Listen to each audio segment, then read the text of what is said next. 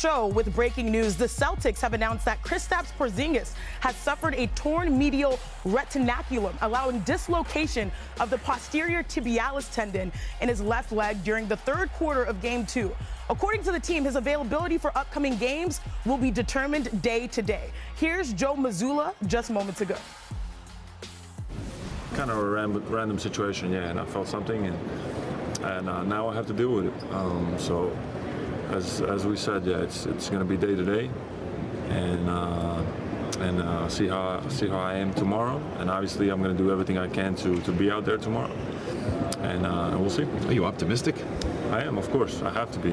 I'm optimistic, and as I said, I will do everything I can to be out there tomorrow. He's doing anything and everything he can to be ready for the game tomorrow. It's a serious injury. And at the end of the day, our team and the medical team is not going to put him in any bad situations. And so we've taken a decision to play out of his hands because the importance of him. And so he's going to do everything he can to play, and then we're going to leave it up to our medical team. And that's really it. We now welcome in ESPN NBA reporter Tim Bontemps live from Dallas. Tim, what more can you tell us about this injury for Kristaps Porzingis? Well, first of all, Chanae, I'm really impressed by you reading that off and that I didn't have to, because when I got the email announcing this injury just before Joe Mazzulla sat down, it took me several reads to figure out what it was actually saying. And it actually took me some research to figure out it was something going on in Kristaps Porzingis' left ankle. And this whole situation is pretty fascinating because Porzingis is walking around, Chanae, without any sort of, crutches or a boot on his foot. He's got a brace on his left ankle, but he's not really limping. He's moving around fine, just like he was after Game 2. And frankly, Chanae, the concern for Kristaps Porzingis after that Game 2 was with his right leg, which he appeared to tweak in the fourth quarter of that game. And coming out of it, he said he'll die out on the court if he has to be able to play. He said he was optimistic about the fact to be out there, but there was really no concern at all about this left leg. And obviously, this is a very significant concern now for the Celtics going forward in this series. Porzingis has been a huge boost off the bench for Boston in the first two games. He has been an excellent addition for them off the bench with the three-point shooting and his rim protection. It's capped Al Horford's minutes down, and certainly the Celtics would love to have him out there. And now, as you said, Joe Mazzulla, the first thing he said when I asked him about the injury is that this decision is not going to be in Kristaps Porzingis' hands. This is going to be in the decision of the medical staff for the Celtics to determine on a day-to-day basis whether he'll be able to go. As you heard in that clip, Porzingis, who always presents an optimistic tone anyway, said he has to be optimistic in this situation, believes he's going to do whatever he can to get back out there in Game 3. But certainly with Boston up 2-0, Chanae, looking to take a firm control of the series with a 3-0 lead with a win tomorrow night, this certainly adds an entire new layer of complexity to what Boston is trying to do as they try to put this series away. Thanks, Tim, for this crucial update. Please stick around because this injury could potentially alter the series. Because how important is Kristaps Porzingis versus the Mavs in the NBA Finals? The Celtics have smoked the Mavs by 25 points in the 44 minutes Porzingis has played in the Finals. But in the 52 minutes he's been out, it's been pretty even. We now bring in Andrea Carter and Brian Windhorst. And Brian, is this the type of injury that could swing an NBA Finals?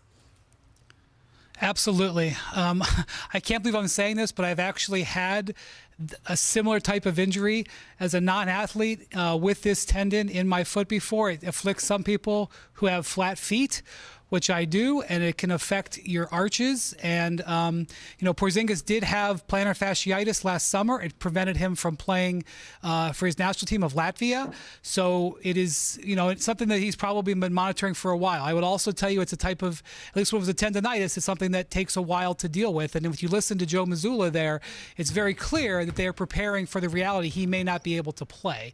Now, what that would mean for the Celtics is simply more Al Horford. Al Horford has been excellent in the starting lineup. The positive here is it won't affect the way they've starting. This 9-game win streak that they've had in the postseason is all with Horford as the starter, but it will mean two things specifically. One, it means that Horford's minutes are probably going to have to go up, and the Celtics try to guard his minutes. They, the more minutes he plays generally, maybe not every game, but generally you start to see some effects because of his age. And the second thing is you won't have that weapon in Porzingis to come off the bench. One of the things that we've seen in these first 2 games is when Porzingis comes off the bench, especially in the first quarter, it's like a supercharged injection to their team, the way he's able to be that type of player off the bench. He might be one of the best bench players in the history of the finals. I'm not joking when I say that, when you think of what he's able to do. So now if that is not there, the Celtics have a very large margin for error in general. I think that's one of the lessons that we've learned about this series, just over 2 games. And their margin for error has just taken potentially a very big hit. They still have a lot of options and they still have a lot of weapons, but not having Porzingis, whether it's for 1 game or whatever, is significant. And if you're Dallas, it opens a window of opportunity potentially. You're right, Wendy, because in game 1, he came off the bench and had 18 points in that first half. Now, Andrea, how much trouble is Boston in if Porzingis can't go? You know, it's interesting, Janae. I've just been going back and forth literally as I've been sitting here, because on one hand, how great is it for Boston to have put themselves in a situation to be up 2-0? Like, can you imagine the stress that they would be feeling had the series been even, and now you're going back to Dallas, and Dallas has an opportunity to go up 3-1, but instead you're up 2-0. You could try to steal 1 in Boston or in Dallas without Porzingis, but even if you drop 2 in Boston, you know you're going home for potentially 2 more games. So they've put themselves in a phenomenal position to take this blow, but let's be very clear, it is a huge blow. How many times did Kristaps Porzingis show he is a matchup nightmare for Dallas? Whether their bigs are on him, whether their guards are on him, it doesn't matter. He was able to score on everyone, score over everyone, score around everyone. And his defense, whether it was getting back in transition, you saw as soon as he was hobbled, what happened? A lob pass in transition. His defense in transition, his defense in the half court, his length on both ends of the floor. He caused problems for Dallas. So not having him available, if you're on Boston's side, it's a big blow, but they've given themselves a little bit of a cushion by getting those 2 wins at home, which is something we knew coming in. They didn't always protect home court, right? So their ability to protect home court puts them in a decent spot, but it's still going to be troubling to figure out how to finish without him. That's true. And Tim, who will they lean on now without potentially Kristaps Porzingis to truly step up in the series?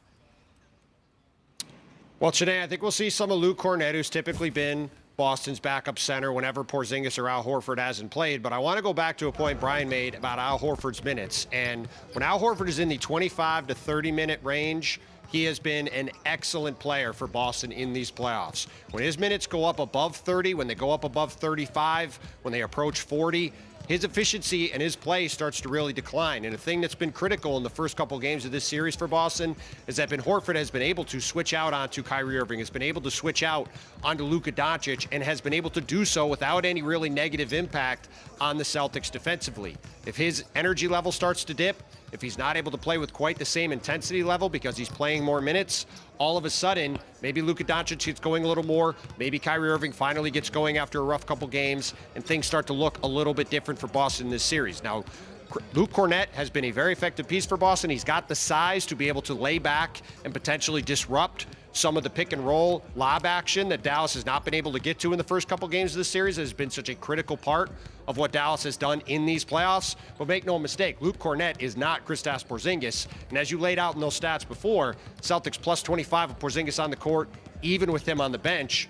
Obviously, the challenge for them, as Andrea pointed out, trying to get a 3-1 lead here in Dallas now. If Porzingis is unable to go, it's a far more difficult task if they don't have their 7-3 sharpshooter out there on the court for them over the next couple of games. And the truth is, Luke Cornett is a role player. Andrea, does Jason Tatum, their star, have to do more? Is there more pressure on him now based off of Kristaps Porzingis?